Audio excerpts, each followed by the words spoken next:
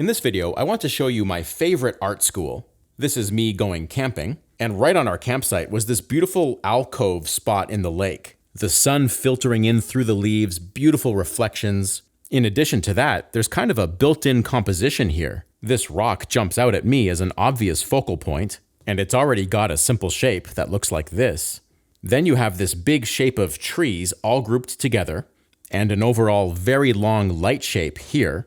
And finally, a large dark shape here. Those shapes are driven by overall value differences in the scene, and it really helps composition to have your shapes alternate from light to dark. Now, nature doesn't always do that, but it is happening here, so I'll take it. And here's how the scene exists in my brain early on. Now, you might ask, how do I get from that to something that actually looks like the thing? Well, you work into the shapes, of course, but it doesn't take much. I'll smudge the edge of this shape to make it look like a reflection in water. I'll separate the rock shape into light and shadow, while still keeping its place in the value system I've already established. Similarly, I'll break into this big shape here with a few of the visible tree trunks, which are lighter than the overall mass, and I'll smudge into the edge to make it look like trees specifically at the silhouette. The larger the simple shape is, the further you can break it down and work into it. And the first place I look to do that is adding shadow shapes.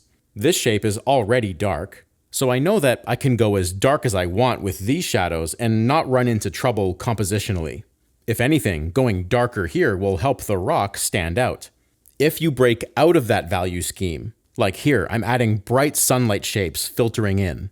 Make sure to be extremely clear that this is a categorically different value. In this case, it's much lighter than anything that was there. This is how you start adding complexity to your scene. Just a little tweak here on the water value, still grouped in with the lightest values though. I can shape the distant trees a little bit and break down that shape just a little bit with a subtle shadow pass. The reflection shape is looking a little bit light to me now, so I'll just darken it. Again, not changing its place in the value hierarchy. And those few moves have turned an abstract picture into a representational one. Now, when I work for real, like I'm doing here, I don't actually draw those shapes. They exist in my brain.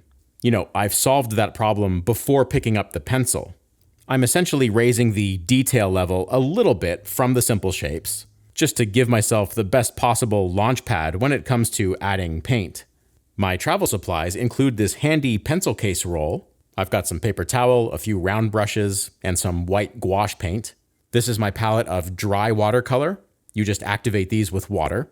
My sketchbook contains heavyweight craft paper, and the water sits in this clip-on thingy. The full setup looks like this, sitting in my lap. Squeezing out some fresh white gouache here, which allows for some opacity in the paint where I want it. Also, this sketch being on toned paper, I'll need that gouache to mix lighter values. I've mixed a warm and cool color together to make a neutralized color for the rock. I can add a bit of warmth to it there, or a bit of cool color to it here. These actually will become the shadows of the rock, and shadows gain charisma and interest by having varieties of color. This is a mix of raw umber and cadmium red for some very dark accents. It's the shoreline basically, and because so little light gets in those crevices, it's the ambient occlusion value. It's my darkest dark, and this value is kind of an intermediate shadow value that bridges the two. This reminds me of a basic sphere shading lesson. If you had just one value for the shadow, it looks kind of flat. To make this more 3D, you climb down in value to your ambient occlusion. In my painting, I'm achieving that with just 3 values. This video is sponsored by Skillshare, and I want to tell you about the brand new class I have on there. It's called Getting Hired as an Illustrator. I am super excited about it. Skillshare is designed by creative people for creative people. You can build your own education on demand, or have Skillshare's learning paths curate classes for you. Over the years, I've been able to work for all kinds of clients and in all kinds of styles. My new class talks about how to get hired, and the tools and etiquette and skills needed to keep clients happy. We'll tackle characters and how to draw them in compelling poses, understanding things in 3D and 2D. We'll look at practical color and light theory for illustrators, how to practice it, and ultimately how to put it to use in a fully finished illustration. Students are encouraged to share class projects on the forums. I'll be on the forums as well, and together we can elevate everyone's skill. Again, the class is exclusive to Skillshare. The first 500 people to click the link in the description will get a 1-month free trial, so you can start learning from not just my class, but thousands of classes today. I can't wait to see you on Skillshare. All right, I'm mixing up some heavy body paint here, thanks to the white gouache, to get in that major dark shape we talked about, the water's reflection. It doesn't look too dark here, but that's because the page is gray. I can still get way lighter to the left of that reflection shape. Also, with watercolor media, it's good practice to go a little lighter than you might ultimately end up. It's a lot easier to make watercolors go darker than lighter, even with the white gouache. So, continuing on with dark shapes, I'm now laying in that dark shape that was above the rock. And remember, I'm aware that these are literally trees, but compositionally, it's a dark shape. And I generally favor the compositional abstract mode of thinking in these sketches than whatever is literally in front of me. I mean, it's not difficult to make this shape look like a group of trees. As I've shown you, you just need to suggest that at the silhouette. And here, for the first time, our major simplified shapes are laid in. This is also the first time in the process I can truly evaluate the picture. If the painting's going to be a failure, I can usually tell right now. Of course, I still need to physically paint in that overall light shape on the left. It includes the sky, the distant trees. Notice how light those tree shadows are, as to stay within my value group. And that shape also includes the blue water that's reflecting the sky. You know what my favorite part about camping is?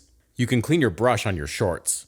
All right, mixing up some cobalt blue, Viridian, and the white gouache, I can get a nice bright water color for the distant water, that is, which allows me to get darker for the closer water while still keeping an overall light value as dictated by my simple shape. The meeting point between this shape of water, which reflects the sky, and the existing shape of water there, which reflects the rock, is a critical element of my focal point. I'm trying to be very deliberate with my graphics here, not a lot of blending. You can make water look organic and believable in general by not having too much repetition. Here's another example, going darker with the reflection here, but preserving those hard edges for a graphic punch. To make the reflection look even more convincing, I'm breaking into the rock's reflection with sky reflection. That's caused by different angles created by the ripples, and they are most pronounced closest to the viewer. Remember how the initial rock lay-in was shadow? Well, now it's finally time to add that sunlight. This is an easy value, it just needs to be lighter than everything. I also want a bit of warmth in it. After all, this is a mid-afternoon day. The sun's color temperature is warming up as it sinks in the sky a little bit. So I mixed a bit of Naples yellow in with the white gouache.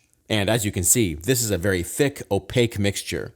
Sunlight fully dominates any kind of reflected light or colors in the shadow.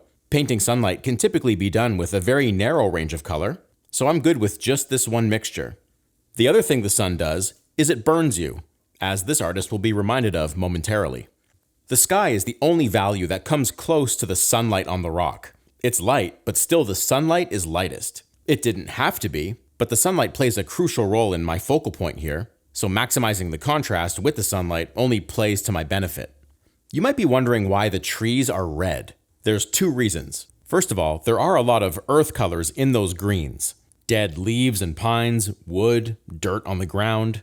Now, I've chosen to saturate those earthy colors so they appear more red. I did this knowing that I'll lose a bit of color in the process. But there's a whole other reason I'm doing this, and it's a bit of a color trick. If you have a large mass of one color, try starting with its opposite, which is red in this case. Lay in those reds, a few different levels of saturation, and you can shift the hue a little bit as well. Mix them all together. Then start laying in, over top of that, your desired color, in this case, the green of the trees.